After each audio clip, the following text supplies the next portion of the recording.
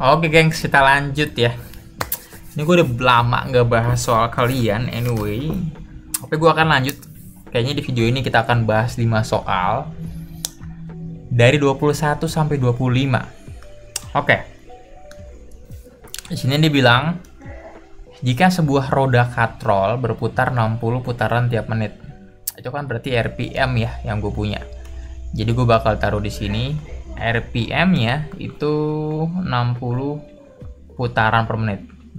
Putaran per menit itulah, putaran tiap menit. Nah, tiap 2 menit.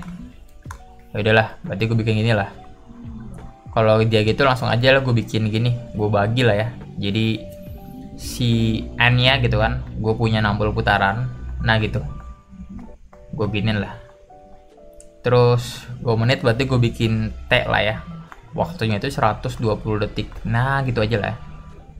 Terus dia minta frekuensi dan kecepatan roda, kan gampang ya kan, ditanya frekuensi dan omega.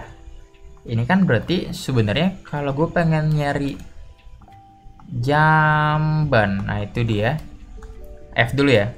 Lo boleh pakai rumus langsung kan, F nya itu sama dengan kan berarti banyaknya putaran dibagi waktu kan, ya kan, berarti tinggal 60 ya kan, dalam putaran lo bagi 120 detik ya kan. Nanti 60 lo bagi 120 setengah kan, berarti setengah di sini. Nah, putaran per second itu lo bisa ubah jadi hertz karena sama kan. Jadi frekuensi berarti setengah hertz. Udah kan dapat frekuensinya. Udah gitu doang.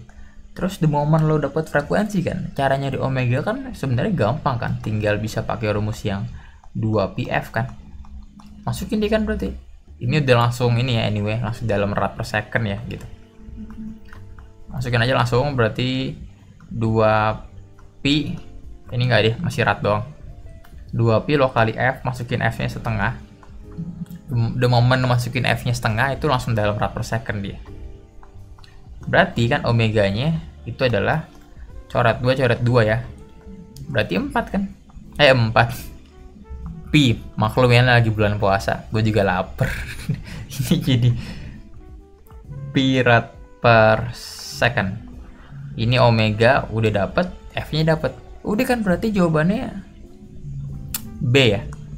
F nya 0,5 kan 1/2, terus omeganya itu pi ya, alias 3,14 ya. Itu nomor 21. Oke, kita lanjut ya. Ini cukup to the point, ini kayaknya nggak ada yang dipermasalahin ya soal ini. Lanjut 22. Sebuah benda yang massa 10 kg, dia ngasih massa nih gengs. Gua nggak tahu kenapa dia ngasih massa ya, anyway. Ini massa 10 kg ya kan, terus bergerak melingkar beraturan. Oke, dibilang ini GMB ya, karena gerak melingkar beraturan. Terus dibilang dengan kecepatannya itu 4 meter per second. Itu kan berarti jelas banget dong, itu V kan, ya kan? Karena meter per second, berarti 4 meter per second.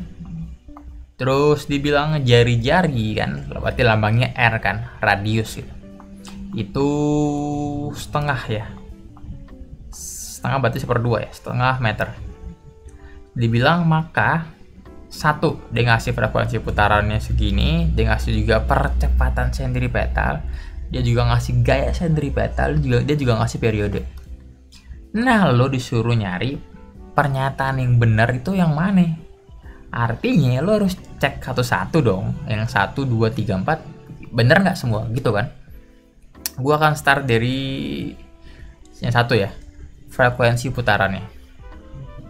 Udah ya, kan yang 1 kan berarti langsung ya, frekuensi kan bisa lo cari pakai ini ya, pakai V per R ini kan, pakai V per R, pakai VR kan. Soalnya kan lo kalau tinjau rumus V kan sebenarnya ini ya, bisa sama aja kayak 2πRF kan, ya kan. Berarti kan kalau gue mau nyari F kan tinggal 2πR pindah ke ruas kiri kan, jadi V lo bagi 2πR sama dengan F kan gitu. Artinya F nya sama dengan, tinggal V nya ada 4 ya kan, gue bagi 2 dikali pi kali R nya setengah ya kan. Ini yang langsung dalam hertz ya. Ini kalau lo lihat nih kan, ini setengah sama 2 gue coret ya. Set, set. Berarti kan langsung tuh kan, hasilnya tinggal 4/pi aja kan, dalam hertz.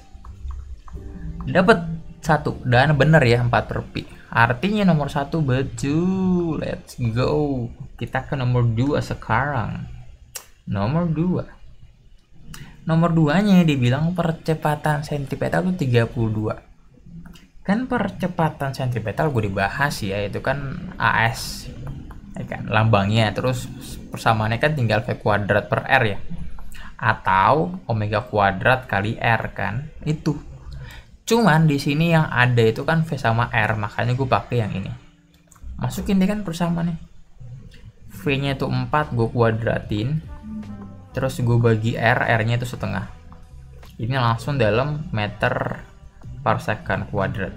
Berarti percepatan sentripetal kan tinggal ini 4 kuadrat 16. Terus selalu ya, kita tuh benci banget ada pecahan di penyebut. Makanya kita nggak mau, kita baliklah dari ke atas kan. Setengah bakal jadi 2 kali 1. Kan udah gini. Artinya percepatan sentripetalnya itu tinggal 32 meter per second kuadrat.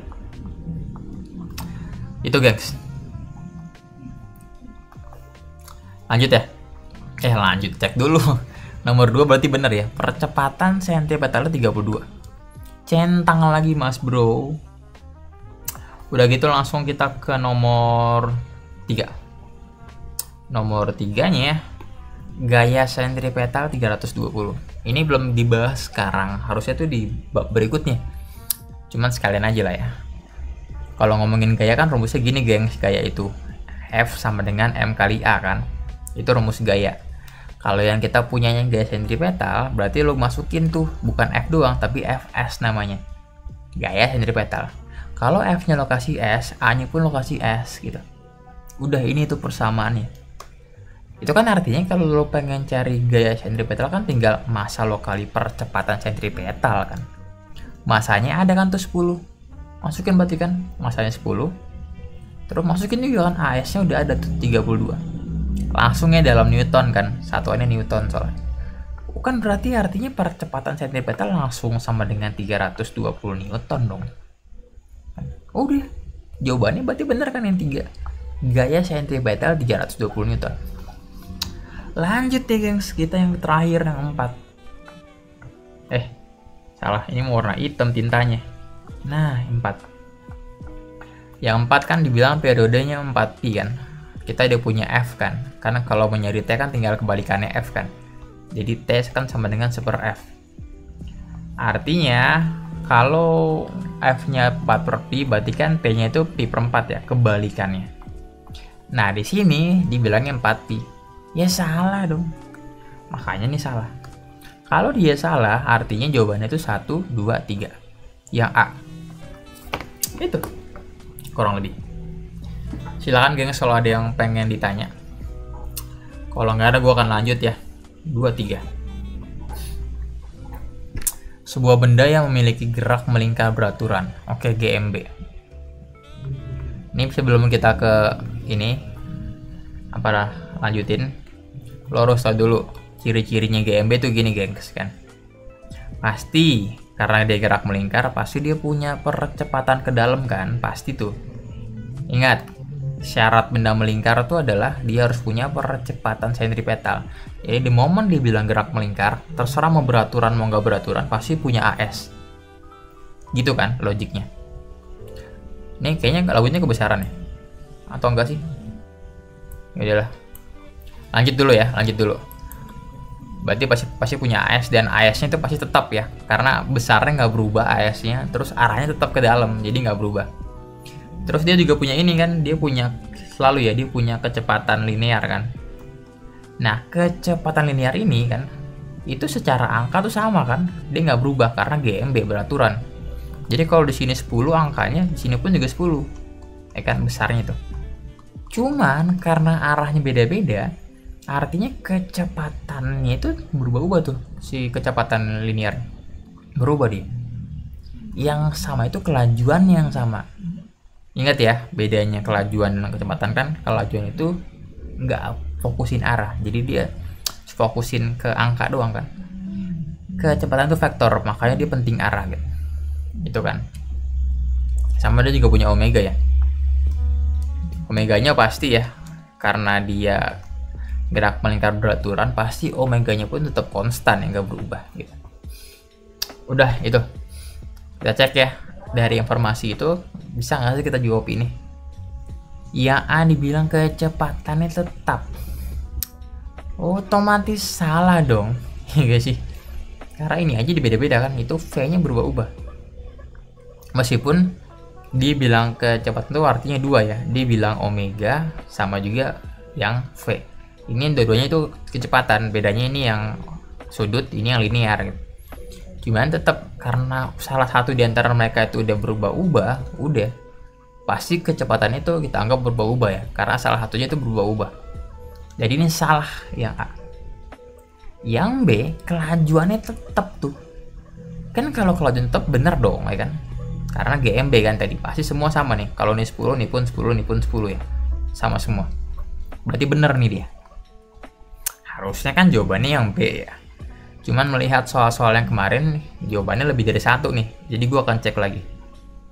Yang C, kecepatan yang arahnya menjauhi pusat lingkaran.